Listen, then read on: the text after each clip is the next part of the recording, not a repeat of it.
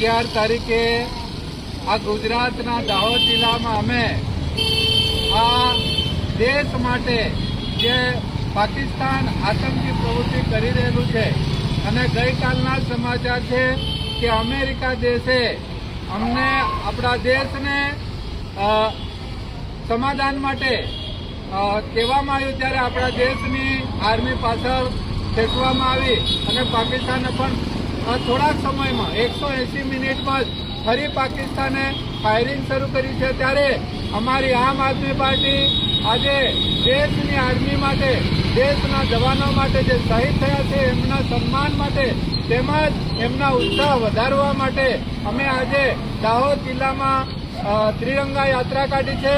અમે દેશના જવાનો સાથે છીએ। અમારી જે આમ આદમી પાર્ટી છે પૂરી એમને સાથ આપશે।